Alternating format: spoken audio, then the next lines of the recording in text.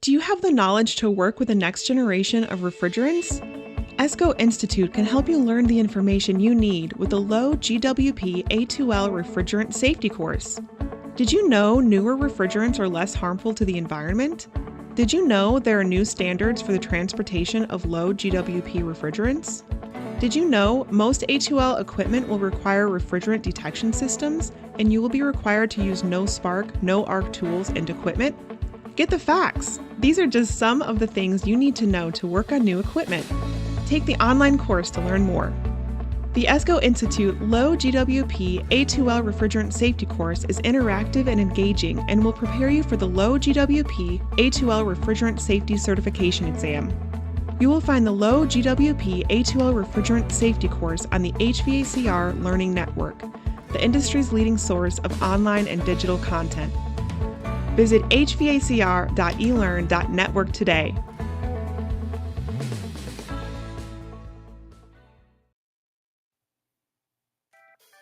All right, everyone. Thank you once again for joining Did You Know, the ESCO HVAC show. Now, we continue to bring top educators every week to talk about things that are changing in the industry, but we also continue to grow internally. We brought on Daniel Mendoza a few months ago. Everyone's going to see Daniel hanging out with us at the AHR Expo.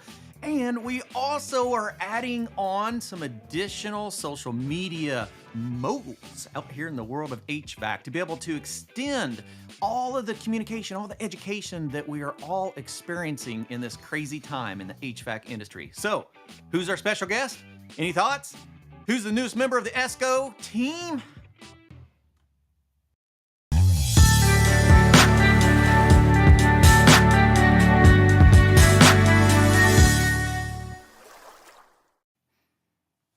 Woo! Ty Brandman, welcome to the ESCO Did You Know show. How are you, my friend? I am doing fantastic. Top of the world. And welcome to the team. Thank you very much. We are so honored. As this industry continues to grow and develop, there are so many opportunities for us to come together and make this community, make this village of HVAC and building science professionals continue to grow and develop with all of these changes in technologies and in refrigerants. So, man, we're going to have a lot of fun, right? We absolutely are. It's going to be awesome. Ty's going to be joining us at AHR as well. He's going to be down at the symposium with Daniel and Eugene. We got the hour conference coming up after that. It's just going to be a lot of wonderful education. Jay, thanks for joining us. Everyone, let us know where you're joining from. Remember, we are all here together to learn about these changes, and it's important that we build this community and we keep on getting closer. I'm joining in from just outside of Indianapolis, Indiana in Brownsburg. Ty, where are you at today? Carlsbad, Texas. How's the weather? It's great. It's a beautiful day outside. Yeah, it's getting kind of miserable here. We're not going to talk about that. We're going to talk about fun things in life. All right. So, Ty, you are a man of knowledge just like myself. And when we talk about technology and we talk about changes in the industry, sometimes we have to be way ahead of the game to understand what's coming towards us. And the conversation of mitigation is one in particular that a lot of people don't want to talk about yet, and we should because there's a lot of information. Ty, I would suspect that you have spent a majority of your career reading manuals. Yes. And I don't enjoy reading, but that's where the information's at. People say, "Oh man, you know so much stuff," and I really don't. I can just take the manual and I can read it and then translate that to somebody where they don't have to read it. So there's a massive information in that manual alone. That's exactly it. And so I'm the same way. I I'm not a big book reader. I will read if I have something that I can interact with and a challenge to it. And so installation and service manuals have always been that for me. I can understand how something works and I can figure things out that may not be as clear in the words, right? So let's talk about mitigation and what it is, because a lot of people are concerned about mitigation going into new equipment. So let's look at just the definition of it real quick, Ty. The definition of mitigation is reducing the risk of loss from the occurrence of any undesirable event. Okay. Simple Well, and important. now we got something we can work with. That sounds like a lot of things that we environ. We actually work in a relatively hazardous and dangerous environment regularly. So we just need to understand the things around us. So I would like for us to, I always like to use analogies. I'm really good at teaching people something if I can take something they already know and show them something new that's similar to what they know, right? I see you doing this all the time in your training. Okay, so let's talk about mitigation. We actually see mitigation very regularly if you work on gas furnaces, and you may not understand it. You may not have even seen it or recognized it. But we're going to talk about that today. So let's take a look real quick at a gas furnace, okay? And bear with me. Let's paint this picture for a minute. If we talk about a gas appliance, we're talking about something that uses an A3 highly flammable gas, and we intentionally ignite it. That's exactly right. All right. So what happens if it doesn't ignite properly? Our newer furnaces have a lot of safety controls that are there to help keep us from being in an undesirable situation. That's So ex- go ahead, Ty. so yeah, that's exactly right. So if we have a furnace in our ignition process and it doesn't light, it didn't just simply just spray gas out. Mhm. We first off have a control of safety that says, "Hey, there's not a flame where it should be." The flame sensor says there's not a flame, and the first thing is the control board says, "Hey, let's shut the gas valve off." Okay. We're going to watch that, right? We bring out my little handy dandy test board, and all of our educators, we highly encourage you to build trainers, buy trainers. And if you're on a tight budget and you need to put something together that works very, very well, run to your local distributor and say, hey, I need one of your damaged air conditioning pads and I need a damaged gas furnace and I'm going to put it to use, right? That's all I do with these. So let's take a look at a gas furnace, and we're going to add flame onto the flame rectification at the beginning of the circuit. So we're going to mimic a situation where we would have a failed ignition or an improper ignition. And we're going to see what the board does, because it's actually going to go into mitigation and we're going to see what that looks like. So Ty, walk us through a sequence of operation on a gas furnace. Thermostat calls for heat, connects R&W. The Okay. control board does a safety check, make sure all the safety's good. It powers up the inducer fan motor to pre-purge the heat exchanger. We prove that through a pressure switch. Then we call for a hot surface igniter or spark igniter. And then we open the gas valve, allow gas to flow through the manifold, buds, orifice, with primary air across the burners, across the igniter, allowing to a flame to burn inside the heat exchanger. The flame sensor only has a few seconds to prove a flame through flame rectification. If there's not a flame, it's going to shut the gas off. If there is a flame, we're going to keep the gas on, let the heat exchanger heat up, and then we're going to turn the blower on and start moving that beautiful heat into the house. I think you've done this a couple times. That's right. So what happened with ours? We've actually got an error code now, and we went into mitigation because we did not go through the proper sequence of operation. So our furnace recognized a incomplete ignition. We actually recognized flame in this circuit with the flame rod, flame sensor, but then we actually went into a mitigation because the furnace thought, well, maybe there's gases there. Let's do something about these gases and let's get them out of here. So what did we do? We turn that fan on. Let's reduce the concentration Let's move some air. Okay. Well, we just actually completed a mitigation safety on an appliance. just by turning So the fan on. just by turning a fan on. So when we start talking about mitigation in our new residential light commercial equipment, that's exactly what we're talking about. Now, how do we do that and why are we doing that? Well, that's what we're going to spend time on today.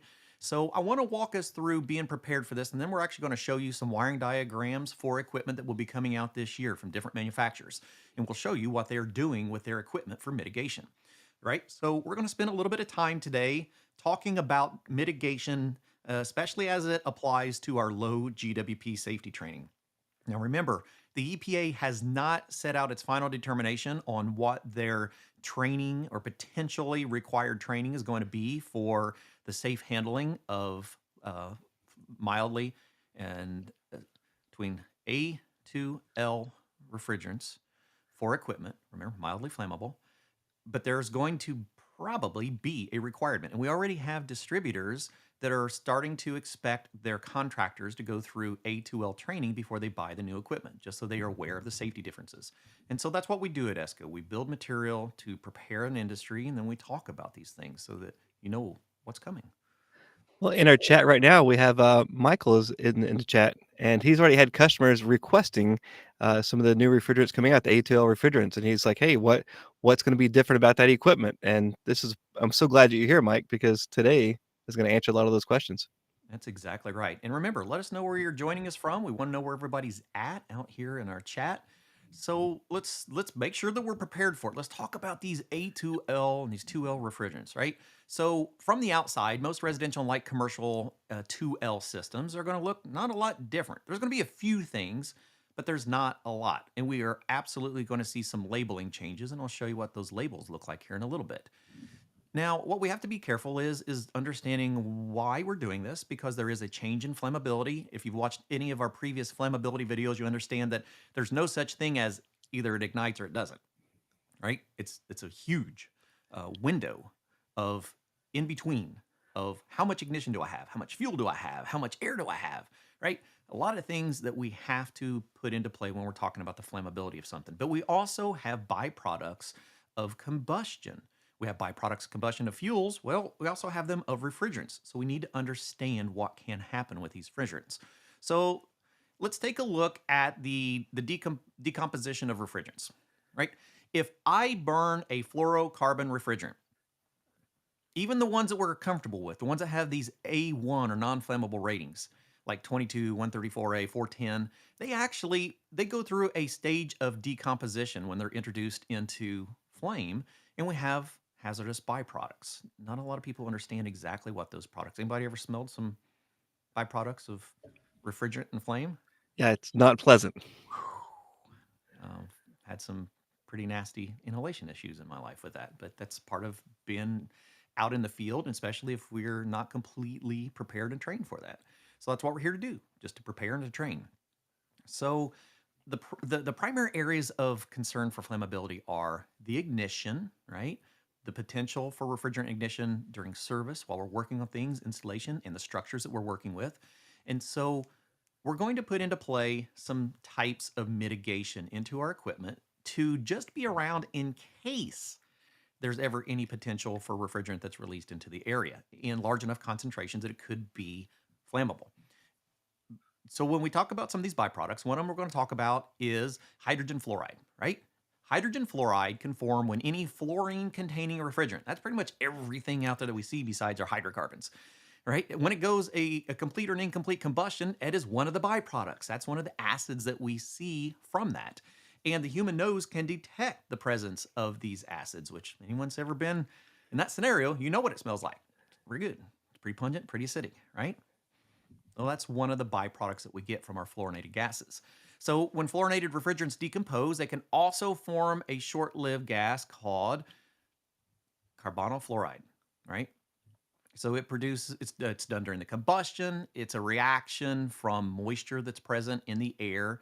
So then we got hydrogen, we have oxygen, we have fluorine, we have our ignition, we have decomposition, and we produce a carbonyl fluoride. Now, when we start talking about how much heat did it take to do that, there's this term that you're going to start hearing more of called the heat of combustion. You might have seen this in a fuel combustion class, right? It's one of the components that we have to have. So heat of combustion is a measurement of the amount of heat released when a substance burns, okay? So different chemicals, different fuels produce different amounts of heat. We always talk about that in natural gas and LP often, but we don't talk about on the other burnable things. Everything's flammable at some point, right? Even diamonds can burn. Absolutely. And how much heat can something put off? Well, that's going to be our heat of combustion. Now, these newer 2L refrigerants have a much lower heat of combustion than things like our A3s, right? Are highly flammable, things like propane, isobutane. So we do not have, and I keep hearing this over from top educators in the industry, and I want to repeat this until the day I die, until everyone understands. Currently, there are no A3 components in any of these refrigerants that we're seeing in residential and light commercial applications, right? We're going to see R32 and 454B as the primary refrigerants. It has no propane, no isobutane. They're not in an A3 classification. They're an A2L. So the heat from these is much less of that heat of combustion than it is with an A3 refrigerant. Now, we also need something else in there, don't we, Ty? Even if we got fuel and we got oxygen. You gotta have heat or an ignition source Of some kind. Now, what kind of ignition? Because you can have an A3 that doesn't take a lot of ignition. Small spark can ignite it. Well, when we get into these A2Ls, it's actually going to take a lot more minimum ignition energy. So that is the minimum amount of energy that's going to take to combust or ignite these gases. So I did a video here a while back where I used a variety of different things. I used a direct spark ignition module. I used a couple hot surface igniters, a silicon carbide, silicon nitride. I used an open flame, and I went through A1, A2, A2L, and A3 gases so that we can see that each of them had different potential ignitions. Some of them would ignite with one, but not on the other. So as a reference point, let's think about this. Anyone ever worked on a vehicle and seen the ignition that comes off from a spark plug? Oh yeah. Right? Pretty good amount of energy. All right, so that's typically going to be in that 20 to 30 millijoule of ignition energy. Now, it's going to take a lot of energy to ignite these A2L refrigerants. And so even if we have a release of refrigerant, that doesn't necessarily mean that there's going to be ignition. It's going to take a lot of ignition on these refrigerants, right? So most of these new A2Ls are very difficult to ignite due to that high minimum ignition energy. So we think about some of our common items like cordless drills, toasters, hair dryers. In lab studies, they will not ignite A2L refrigerants. Okay. And yeah, Ray, it's all a rumor that that there's explosions. There's not. I get people out there going, "Oh, I've seen these mini splits that'll explode," and I can tell you, you can go to places in this world and you can find A3 mini splits. You will not find them in the United States. So people in other parts of the world that have done very, very stupid things have been able to ignite highly combustible gases. We're not going to see that here in the United States, right? We're having a difficult time getting A2L certified through an entire country, let alone A3s. So That's we're right. not we're not going to see A3s in these applications for a long time. Now, it takes a lot of concentration of these also. So it's going to take a pretty significant amount of fuel before it comes combustible. Now, when we look at a comparison of different burning velocities of fuels, let's take, for instance, things that we know right now. I will say that you probably know R32, right? You may not, but you should because it's half of R410A. R410A's got two refrigerants, R32 and R125 in it. So we're going to see refrigerants like R32, 454 coming into residential, light commercial. 1234YF is what's blended with 32 to get 454B. Our vehicles, if they've not already went to 1234YF, they're all going to be transferring over to 1234YF in the next few years.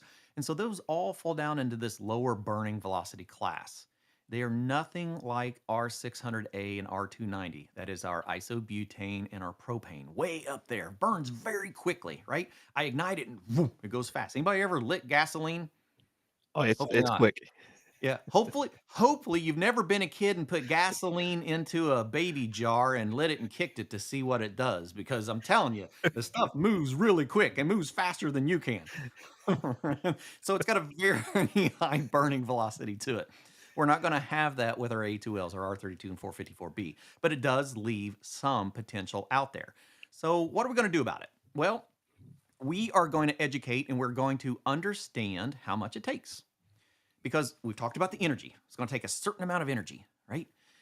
We also know it's going to take, if it does ignite, it's going to burn very slowly. But how much is it going to take?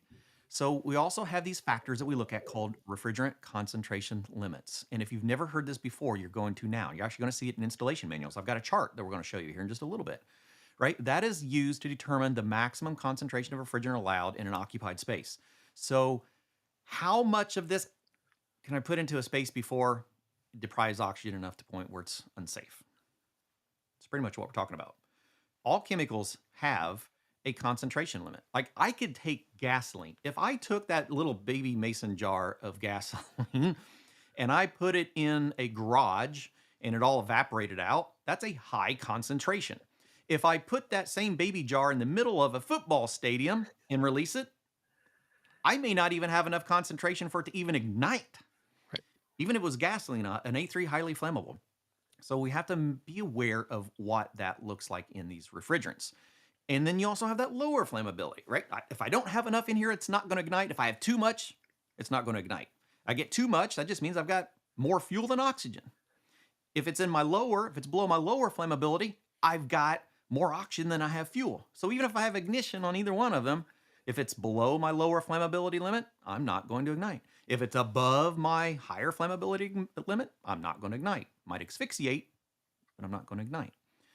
So ASHRAE uses all of these terminologies to set the standards for what we're going to see in equipment, how much refrigerant is allowed, what areas are we going to allow that to be in. And so as technicians and educators, we're going to spend time learning more about this, right? And we're going to understand if it is going to require Mitigation. That's it. So, all right, let's talk about some mitigation strategies. So, the whole purpose, remember, what was the purpose, Ty, of adding mitigation onto a gas furnace? Simply move air. That's it, right? We're going to prevent the accumulation of ignitable gases. And so we work with A3 refrigerants all the time. Every gas furnace is burning an A3 refrigerant. I have a friend of mine, which I do not recommend, but he looks for leaks on a gas pipe with a lighter. With a lighter, he's looking for leak, and I do not recommend that. There's a lot of people that do that, and yet That's my same friend is all concerned about A2L refrigerants being flammable, and I was like, "You literally use a lighter, and you make fun of me when I and say you look don't use a for lighter." And he's like, "Oh, it's fine." But you're worried about A3 or A2L refrigerants that will not light, which is simply they will not hold a flame. So when you put it into perspective, hey, we work with these refrigerants, a nonstop flow of refrigerant coming to our gas furnace, and we have mitigation that allows it to, hey, we can just move the fan, we clear the air out. So if we just simply do an overabundance of caution with an A2L just in case, it just simply is just, increases the safety factor. That's exactly right. Now, so let's talk about mitigation. And we need to understand that there's not a one size fits all solution, right? I could have a big furnace in a small area. I could have a small furnace in a small area. I could have a small furnace in a big area. It goes the same way for our outdoor units, our systems that have the refrigeration. Depends on what part of the country. I could have a 5-ton system on a 1,200 square foot home. I could go to the other side of the country and I could have a 1.5-ton system on a 1,200 square foot home. So there's a lot of variables in there. It really comes down to I need to be below that lower flammability limit at all times. And so we're going to introduce some means of mitigation in this. So, what are the requirements? Well, mitigation strategies can include a variety of things, depending on whether it's in a residential application, a commercial and industrial application. Depends on the amount of refrigerant in the system. Depends on if there's ventilation in that space. Depends on the type of air that we're moving, right? In some of our really large systems, we're actually going to see things like pump down solenoids. If you've ever worked on refrigeration, you understand that a pump down solenoid is simply something we can install that can shut off the flow of refrigerant so that we can move the rest of it out. We can let our vapor pump do some work for us. So, I mean, think about this, Ty. If I had a system that had an electronic expansion valve at the outdoor unit, what could I do to get as much of that refrigerant as possible out of the indoor space? Oh, you could just close that down just like it would with a solenoid. Close it down, does an automatic pump down just like in refrigeration, and now you don't have any refrigerant sitting in evaporator coil at all. And a side benefit, you don't have to worry about refrigerant migration to the compressor during the off cycle. So we're going to see our technology being used in a variety of new applications. I have this question all the time from guys. Hey, what about a VRV system? What am I going to do about a VRV? What am I going to do about these systems? I'm like, well, it depends on how it's already designed. If it's already designed with electronic expansion valve at the outdoor unit, it is now a potential isolation valve. Nothing has to be added. It's already there, right? So what happens when we get into residential equipment? I mean, that's why most people are here today, right? To understand what's residential going to look like. Well, let's just understand what we're going to see, and then I'll show you some examples that it's already in the equipment that's being manufactured. So the whole point is to use active sensors that could alarm if needed be, or just activate a ventilation system. It could activate a solenoid. It could de-energize the components, just shut some things down, and then it'll use logic to decide how long it's going to run. Now, when we look at these components, these have actually been around for decades, right? We've used refrigerant leak detection for decades. When I did grocery refrigeration, all of my rack rooms had refrigerant leak detection in them already, right? I just Absolutely simply, right. yeah, I mean, it was just for measuring refrigerant. So it's not like we're adding a complete new complexity to the industry. We're just bringing some new technologies into sectors that may not have already experienced these. So in our commercial refrigeration applications, we were looking for any refrigerant. If we had a leak in a space, we need to go figure out what was going on. I actually had one instance where I had a witness to uh, kind of it was a horrible situation, but it happened. Had a head gasket on a compressor blow at a grocery store, and when it did, it dumped about 1,400 pounds of R22 in a very confined space, which was designed for situations like that. The refrigerant leak detection sensor went off. It turned on the exhaust fans on the Yep. roof. It opened the louvers on the sidewall, and 1,400 pounds of R22 just went poof, so that there was no potential for having a depletion of oxygen in that space, right? That's technology we've used for a long time. Just haven't seen it in residential before. Okay. Now we probably are.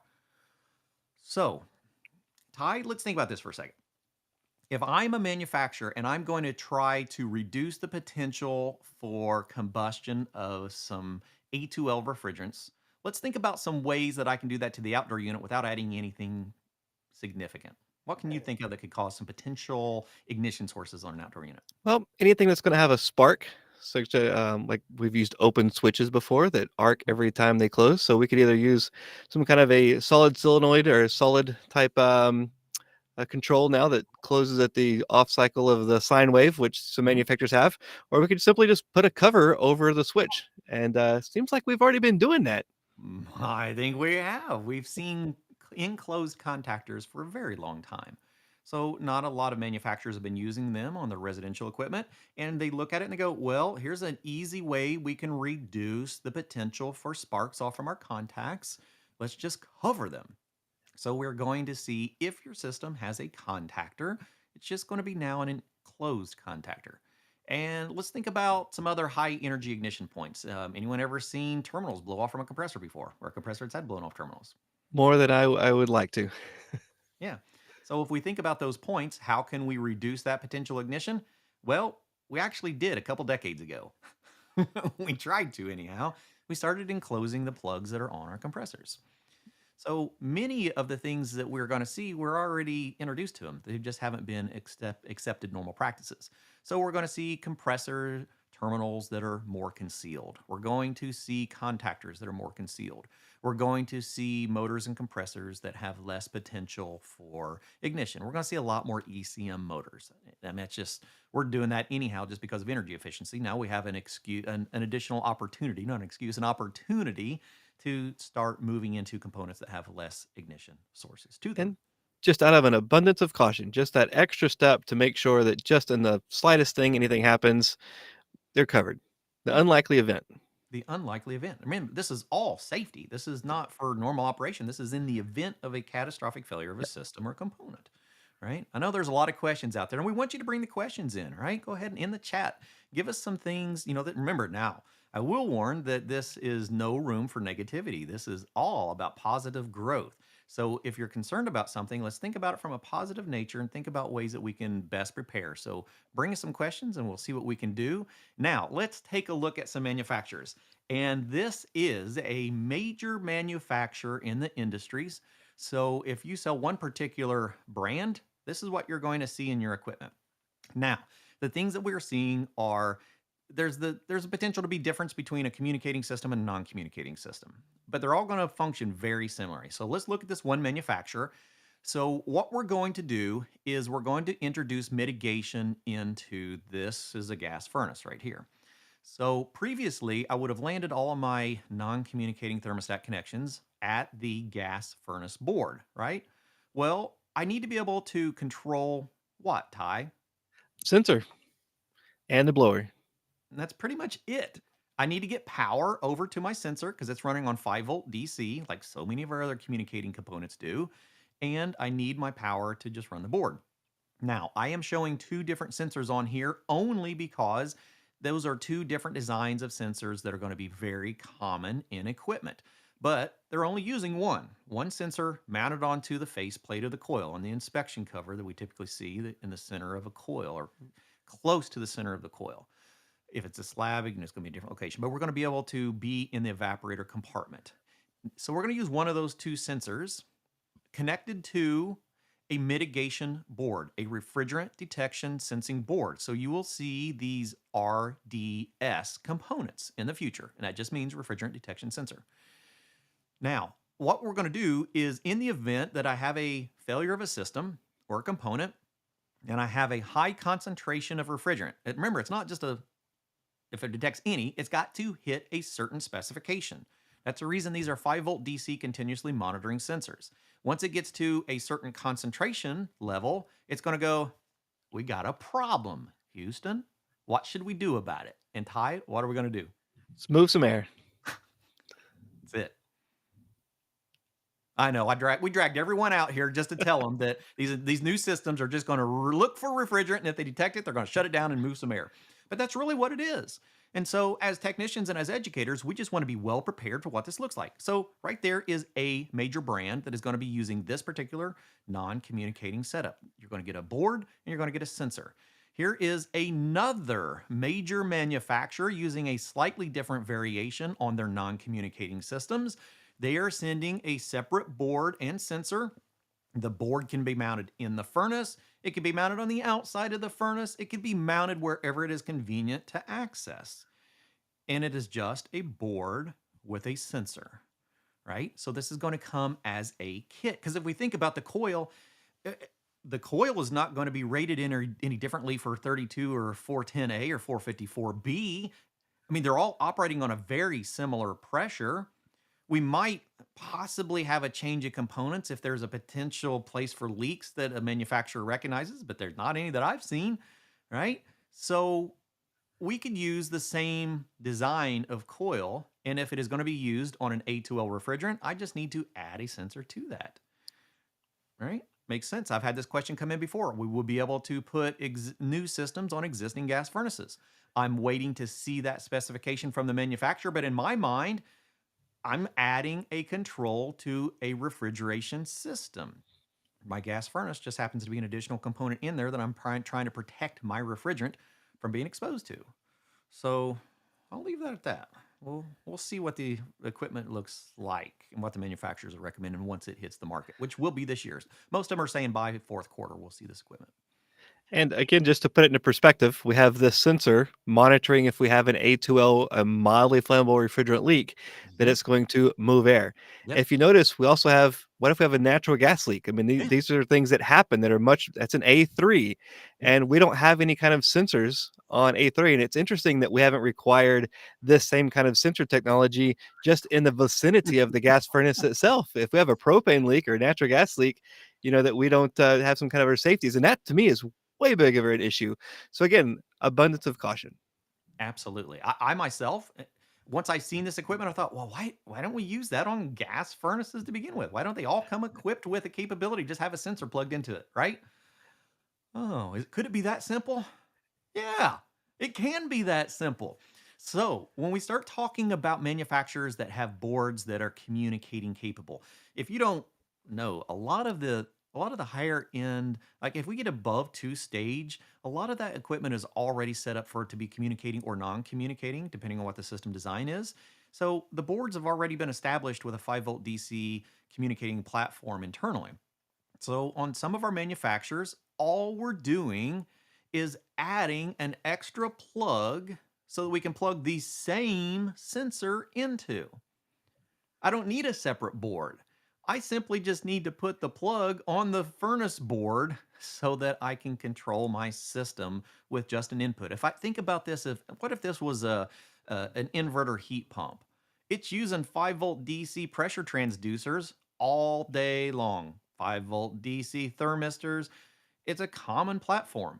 I don't even want to get on the tangent about why aren't we using a common communicating platform for every manufacturer. Uh, that's a whole nother that's another topic. We'll get on back on that one some other day. But if we think about how simple it is to add that onto a board if it already has the capabilities. And so this is actually an installation manual for a piece of equipment that's not out in the industry yet. So Ty, we talked about this before the show. How do we learn about equipment? We read manuals. RTFM, read Yeah, the fantastic manual. absolutely. If this is an old furnace in an old system. How do I learn to work on it? I read the RTFM. manual, Read the right? fantastic manual. So much information is in that manual right there. It's right there. How do I learn about a new system that's not even hit the market yet? I read the manual. So we're actually looking at a page out of a manual, and it's telling us exactly what this system is going to do. What happens if my leak detection sensor recognizes? Well, here is exactly what happens. If the refrigerant detection sensor on the indoor evaporator coil detects a specified concentration of refrigerant, the furnace will enter into its mitigation mode to dilute the refrigerant, just like we did with our A3 gas. Now, in mitigation mode, the furnace will do the following things. It'll let you know something happened. It's going to throw an error code. Anybody see the blinky lights on the... Remember, this is just a plain Jane 80% single stage Goodman furnace. Nothing fancy. It's got blinky lights that tells me when something goes wrong. Right? So it's going to throw an error code that we've got a problem. It's going to shut down the gas operation. Well, we're talking about refrigerant operation. A gas furnace, we're talking about gas operation. Same way, we're going to shut off the gas valve. Well, we're just going to shut off the refrigeration system, and we're going to energize an optional ventilation and alarm outputs. Optional. If you want an alarm, if you want outputs to control a separate ventilation system because your space wasn't large enough to meet the requirements and I had to add an additional ventilation system, no big deal. We're just going to add some outputs. Anybody ever seen humidifier outputs on a board? IEQ outputs, right? Been around for a while. Yeah, been around a long time. So we're going to energize some switches for some additional outputs, and we're going to run the fan at max CMF once the airflow detects its leak. And then the fan will, this particular manufacturer saying, hey, we're just going to run it for 5 minutes. After 5 minutes, I mean, we're going to be monitoring the whole time. After 5 minutes, if we get down to the lower flammability limit, again, lower concentration limit, we're going to go back into operation and see if we're good. See if the problem's been fixed, see what happened. Because, well, I've had the question, what if we have something besides our refrigerant set off a detector? Is it going to lock the thing out and the homeowner's not going to have any control? There's your answer. Right there. Right there. Right in the manual, right in front of us. And Cliff, what if another manufacturer has something a different way of doing it? Or what if they change it? How would we know? Yeah. The manuals are really where we The have to go. manual. It's always the solution is in the manual. So I hope to spend, and I pledge to you all to spend more time in 2024 showing the things that we talk about in the places where they come from. We'll talk about equipment changes in manuals. We'll talk about how pressure transducers work. We'll talk about inverter boards. We'll talk about thermistors. We'll talk about electronic expansion valves. And we'll use the manuals for the equipment to show you exactly where that comes from, just like every other piece of equipment we've ever learned about before, right? All right, so let's take a look at a couple of different applications for our new system, right? Where are these sensors going to go? Well, if we look at this diagram, remember this is right out of a manual, it's telling us, oh, well, this is a system that's actually incorporated the socket on the furnace board. So if you're in an upflow position, you're just going to route the wire down. Kind of looks like a thermostat wiring for like a zone control or any other thing we've done in the field before, doesn't it? We're Float going to, switches. yeah, we're just going to neatly tuck away some. And it even tells us, I don't know if I kept that page, it just says that we're using 18 gauge wire. It doesn't specify shielded or non shielded. So I'm using an 18 gauge control wire and I'm going to run from my sensor and I'm going to bring it into my furnace cabinet. I'm not going to go in through the cabinet that has the potentially combustible stuff. I'm running along the outside and I'm bringing it into the blower compartment. I'm tying it into the board. If I'm a counterflow, I'm just doing like I normally do. I'm just, it's not really changing. And we're going to plug it into a socket on the board that says A2L sensor input or mitigation, whatever it's going to be labeled. That's it, right? That's just about as complicated as it gets. If we compare the wiring diagram, and we absolutely will spend a lot of time talking about wiring diagrams, and now they're getting a little bit more components. We just need to see how they're working.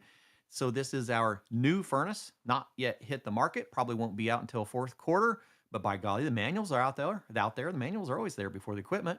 So the manual simply shows us that we have a plug for the A2L. What if it is being connected to a system that doesn't use an A2L refrigerant?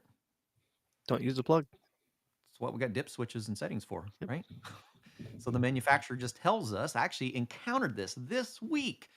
I was talking to a technical service manager for a large distributor, and he said, "Hey, I got a question, Cliff. I had a new furnace installed by a technician, and I'm getting an alarm for an A2L sensor." I'm like, "Really?" He said, "I don't know what to do about it." I said, "Let's look at the manual."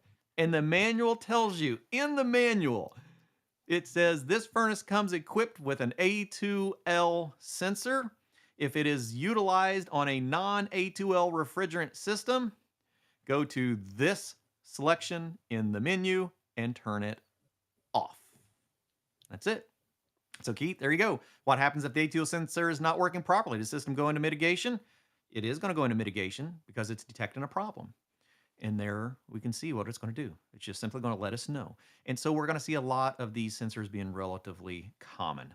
Every one that I have seen so far has been a 4-wire 5-volt DC. Right now, the range, that will be the thing that we'll see, or the range is going to be the same. Oh, by golly, I'll guarantee you, as soon as they hit the market, they're going to be in here. We're going to connect them and we're going to see.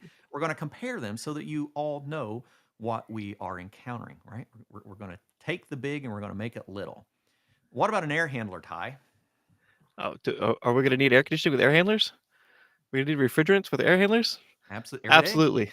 Right. But they don't have combustible gas, but could they potentially have something else that can ignite refrigerants if the Absolutely. concentration We was got high enough? contactors and switches, and let's if we sense refrigerant, let's see what could we do. We could turn the blower on and start moving some air. Well, looky there. How are we going to do that? We are going to use the exact same 4-wire 5-volt DC sensor. We're going to add a little bitty board that has some normally open and normally closed contacts on it. And if my sensor gets to the point that it reaches a high enough concentration of refrigerant, I'm just going to go into mitigation. That's it. I'm going to shut down my source of potentially ignitable fuel, and I'm going to turn on a blower to dissipate it just to make sure. That's And all. again, we're talking about a big leak, like a line has to break and it has to dump a lot of refrigerant for it to be a high enough quantity for this to go in. So we're not talking about one of those small refrigerant leaks that you have trouble finding. We're not talking about it has to be a large concentration so that if we have this amount, just for safety, we're going to make sure that we take all those precautions, move air, reduce that concentration. Yeah, that is it. So the question has came out: are we going to have the same sensors in air handlers as we do gas furnaces? Well, this particular installation manual tells me that I've got a 4-wire 5-volt DC sensor that looks pretty much like the same one in the gas furnace on a board.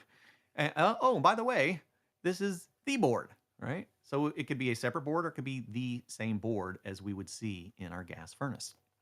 Okay, now let's talk about how much, right? One of the questions I seen out there was, we're also talking about pounds of refrigerant over length of time. Yeah, we absolutely are. So in our installation manuals, we are going to see mitigation charts that installers are going to need to adhere to. An installer is going to look at their piece of equipment and go, okay, I am installing this 2-ton matched system. Doesn't matter if it's a gas furnace, air handler. I'm a 2-ton refrigeration system. What is the maximum amount of refrigerant I can have in this thing? Well, our chart is very specific. It's telling us on the 2-ton system, 2-ton matchup. Remember, this is right out of an installation manual. Our 2-ton matchup will have a maximum system charge of 160.5 ounces, so 10 pounds. That's a big system. That's a big one. That's a lot of refrigerant on a 2-ton heat pump. Probably never going to see that. But if we did, that's the maximum amount. And it's also saying, okay, when that is installed, I need to have a minimum air conditioned floor space, right? So to make sure that I never have, if all of my refrigerant released at once and I had an ignition source, how big of a space? What's the minimum? Well, 155 square feet, a 10 by 15 room, right? What's the chance of seeing that? Is there end of life notification requirement for the sensors? Oh, Keith, I'm looking forward to this. I keep hearing about that, but I don't know the specifications on that yet. I can't wait to talk about that when I get some in my hand, which I hopefully will soon. I'm gonna show you that here in a little bit. There's already service parts for these. The new stuff's out, not out, and the service replacement parts already are. So I'm gonna show you that in a minute too. All right, so we need to have a minimum space of a 10 by 15 for this 2-ton unit. And I have to have a minimum mitigation airflow, minimum amount of airflow of 280 CFM. Sounds pretty realistic. I don't, I'm telling you, if you have a 2-ton unit in that small of a place, you already have some manual J design issue conditions. You already have some big problems in the first place. You're going to have moisture issues, mold. You're going to have like there's already an issue relevant at that point. absolutely. And so when we look at these numbers, we go, man, okay, these are all realistic. I just need to be on this 2-ton system. I need to be above a 10 by 15 room and I need to have at least 280 CFM. If I have a 2-ton drive and I accidentally have my mitigation fan speed on the very, very bare minimum of that 2-ton drive, I'm still going to be above my minimum 261.7 CFM. So we're just going to see manufacturers going, all right, no matter what, my lowest fan speed has to be 261.7 CFM on a 2-ton drive. No big deal. So most of the things that we're going to see, we actually already have. We just may not have recognized that. So that is our chart that we have to make sure we're not out of this parameter. It's pretty realistic to me. And then I've actually got tables that are telling us, now these are out of ASHRAE, so these are actually telling us what systems are going to have mitigation. There's actually a third one. So you have an M1, an M2, and an M3, depending on the type of equipment. In our residential light commercial, we're going to be in our M1 charge level. And so with our new refrigerants, we look at that and we go, okay, R32 in a residential application is not even going to see mitigation until we hit 4.1 pounds of refrigerant in the system. So if I got a system that only has 3.9 pounds, even 4.0 pounds of refrigerant, I don't even have to worry about any of the alarms, the fans, the mitigation, the scary sensors. I don't have to worry about that. So it brings up a point. Is there equipment already out there with R32 in it, less than 4.1 pounds, that has no mitigation? I got a window unit right here that has R32, no mitigation. I keep telling people, you need to go to Costco, you need to go to a big box shop, you need to walk down the aisle, and what you're going to find out is there's no R410 anymore. There's no R404 anymore. There's no 134A in any of these small systems. You can hop on Amazon right now. I highly disagree with it. That's a whole nother conversation. But you can hop on Amazon right now and order an R32 mini split system. And with if it's under 4.1 pounds, it's total design system with maximum line set. There is no mitigation on it. It looks no different than the R410A version from last year. And it has R32 in it. My refrigerator has isobutane in it, which is an Isobutane. A3 highly flammable, and there's no Precisely. mitigation in that because it's such a small amount. That's exactly right. So we're going to have a lot of equipment out there that you won't even see mitigation on. Likely your small ductless systems, we're not going to see it. Yeah, Don 454B has a minimum ignition energy of 100, 300 millijoules, right? I'm not even going to hit it with a spark plug and do anything. So what we keep hearing about with the flammability of these are so blown out of proportion, and that's why we come here. That's why we bring the top educators in every week to talk about these things very professionally, very honestly, and go, hey, we're all, at least here, we're technicians. We've done some stupid things in the past. We might have caught some things on fire because we weren't prepared, even when we were working with A1 refrigerants. Right? We might have done some things that weren't quite right.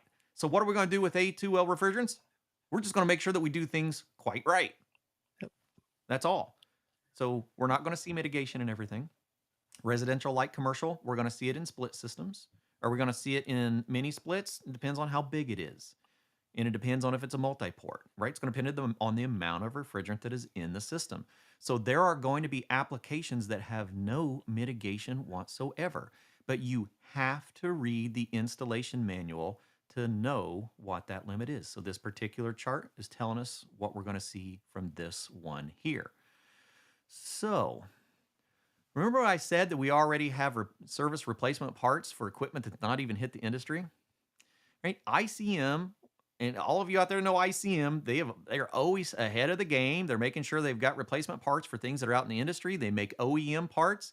They already have an A2L mitigation system, a universal replacement mitigation system that meets the OEM's specifications. Because, well, I mean, think about it, Ty. What do I need for mitigation on anything with an A2L refrigerant? I Need a need sensor and a way to move some air. a board and a sensor. Yep. That's it. So they have an A2L mitigation system already in play that is good for R32, 454B, and 454C, right? So I'm not seeing those hit the shelf yet, but I've seen a lot of articles for them. And this is actually right off their website. It gives you all of the instructions. It's another manual for something from the manufacturer that tells us everything we need to know. Tells us about the sensor. It tells it its operating condition, its operating temperatures between minus 40 and 80 degrees Celsius. It's got a voltage of 5 volts DC plus or minus 10%, 10 milliamp. It. I'm telling you, everyone, it's not as difficult as we're making it out to be. So it's about being prepared. It's about making sure we are well educated and that we join the rest of the industry and the educators from the industry that are manufacturing these parts, that are manufacturing the equipment, that's building training, that's wanting you to be equipped to be able to make sure that you're safe and that you're successful. And so that's part of what we're here to do. Um, Man, that's a lot of stuff, Ty. Anything And you want to add in there? Anything else we yeah, I want want to to ask you, discuss? all of Yeah. this information you found, that was like highly secretive. You had to really, Oh bend man, some arms to get this that information. Clifton Beck, man, he's got all the right people and his cell phone, and he gets this stuff. No, this is all right off from the manufacturer's websites. This is all available information. The reason that we haven't seen it in paper form is because we just haven't seen the equipment yet. But it's all available. Now, are the manufacturers a little slow to train on this stuff? Well, we typically have seen in the past it's that the manufacturers like to wait until the equipment is released so that they can do training for that. But there's resources out here for us to learn the things that we feel like we need to learn. Do I need to know this stuff before it comes out? No. Do I want to? Yes. So it's a matter of going out. Oh, the labels on the equipment. Oh, oh my goodness. Okay, so let's talk about resources just for a minute while I go grab something to share. So, if we talk about this whole training, Daniel, if you want to bring up some QRs for these training resources, a lot of this comes from our ESCO Low GWP training. Now, we have a variety of things available for educators so that you can do these programs. Remember, this is all built for you in PowerPoint presentations. We have the e-learning modules. We have the book. Jason sits on the Safe Refrigerant Transition Task Force to keep updated with all these things. So we make updates regularly. We just made one a couple of weeks ago for some things that happened for the storage of refrigerants. So I'm going to pull up real quick. It's just going to take me a second and I will bring up one of the labels that I have seen on equipment. Because remember, it is slightly or mildly flammable, all of our A2Ls that we're seeing so far. So we are going to have new stickers on the equipment. Now, let me get over here and find it for us all. That Yeah, is Ray, I have to agree. Jason is a awesome gentleman. I man. ask him questions all the time, and we're a community of people. And Don Gillis is here. I bug Don about questions constantly. I'm always, hey, what about this and what about that? And one of the big things is we don't all have access to every professional out there, but Right. there's a lot of rumors, a lot of false information out there. So one of the things is, go to the source, get certified, take the course, the actual course, and that way you can, have those credentials. You can reference back to that. So that's what we're here to do. Like everybody, I don't say that to everybody here because we're here learning. We're here wanting to know that extra information. But you're going to hear. I remember when 134A came out, like all this. Oh, it's never going to Oh my work, and it's the end of the world. The sky is falling. And now 134A is no big deal. We have something new. Yeah, that's exactly right. So what we're going to see a variety of different labels on our equipment. It is going to tell us that it is a fluorinated greenhouse gas, right? All of our refrigerants have some potential for, if they're a F fluorinated gas, it's got fluorine, or it's going to have some potential for holding in heat, right? So we're going to actually show some specifications with the GWP on equipment, and then we're actually going to have labels. Let me show you here that I grabbed. I think I've got one here that I grabbed from my local Costco. that shows the mildly flammable R32 on the outside of the box as well as the equipment. So some of this is going to take education with our consumers.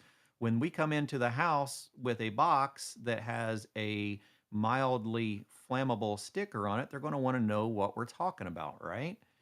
And so we're going to see things like this. We're going to see a classification 2. It's an A2L, but there's not the 2 on this particular one, but it should. It's on the far right, flammable gas.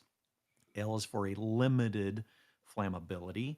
And so on the equipment itself, we're going to see the flammable sticker and we're going to see the A2L and what refrigerant it is. So yes, we are going to have stickers on the equipment. We're going to have labels showing that it is a flammable gas. And for any of you that have seen like the California stickers for all of the carcinogenic components, everyone got used to it really quick. I went, okay, well, now that we know that almost everything that we encounter has got some kind of carcinogen to it, so now we're aware. Thank you.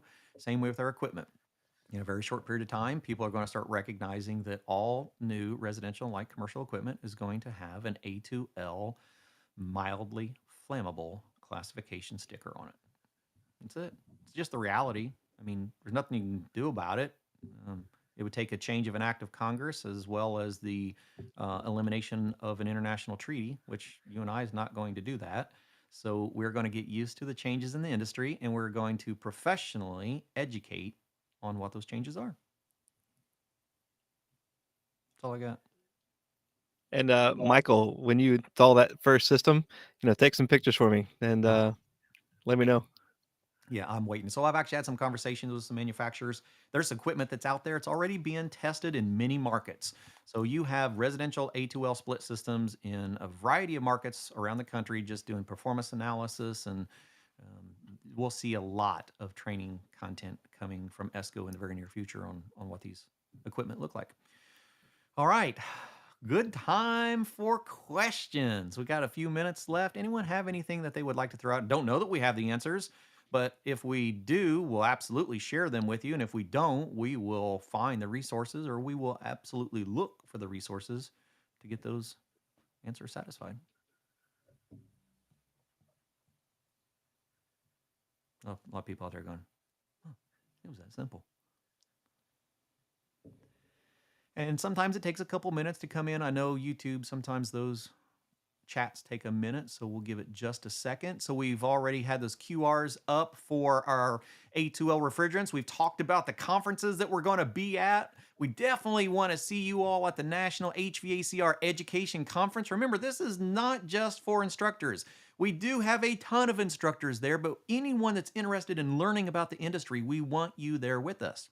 All of our top manufacturers, all of our top educators, all of our refrigerant manufacturers and reclamation companies, the EPA, the Department of Energy are all going to be in one place to talk about these changes so we can sit face to face. We can get rid of those middle conversations that really distract from the truth and we can get down to the nitty gritty.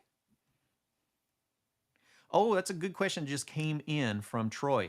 The question was, are there limitations for cord length between the board and the sensor? So the ones that I have currently seen look like they're a factory 6-foot cord. That's what I seen in a manual.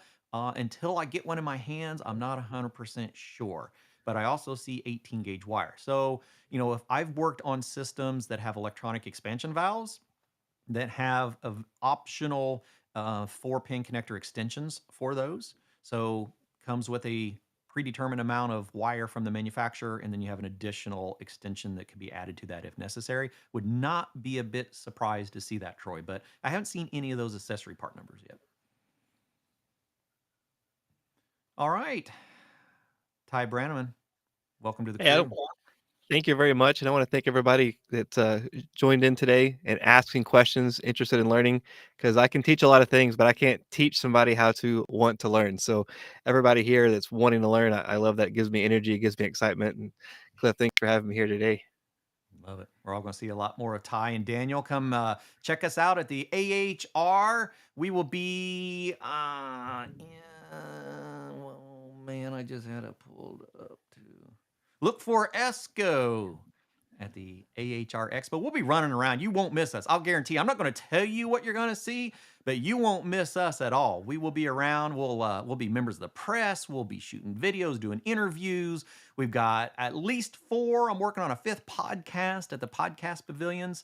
And there we go. Thank you. I must be hired out there on it. In 1327. That's where we'll be hanging out. And so we'll have people in the booth and we'll have people out running around the floors. And yeah, it's going to be a lot of fun. So we look forward to seeing you all there. And we'll see you again next week on Did You Know? The ESCO HVAC